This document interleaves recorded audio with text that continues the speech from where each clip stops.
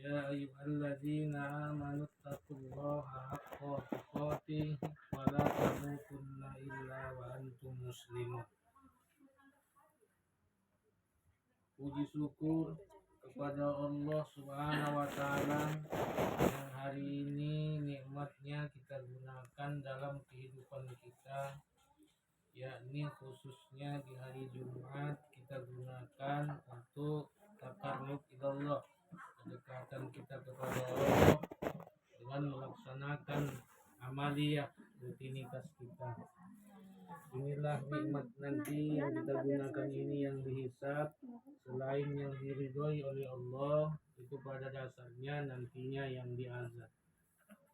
Kita perbanyak sebagai makhluk yang dhaif, butuh bantuan nantinya di yaumil akhir kelak, dengan memperbanyak membaca sholawat, itu sebagai syarat mendapatkan syafaat nantinya.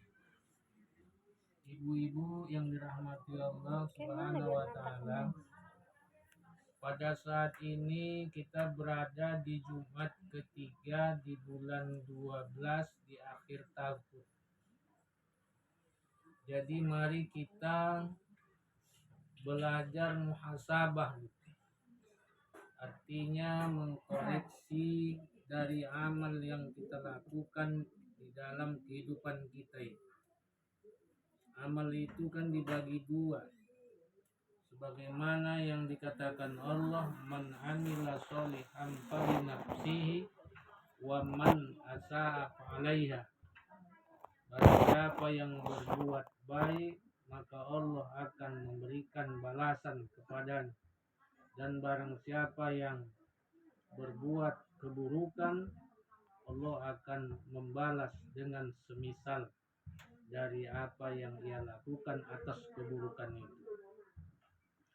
Jadi amal yang kita lakukan ini dalam hidup ini taklah semata-mata diterima Allah, boleh jadi dianya hilang, boleh jadi dianya berkurang. Apalah contohnya, misalnya kok berkurang nilainya itu. Ini merujuk kepada hadis Rasul di hari Jumat. Orang yang duduk di saf pertama itu lebih besar nilainya dibanding dengan saf kedua.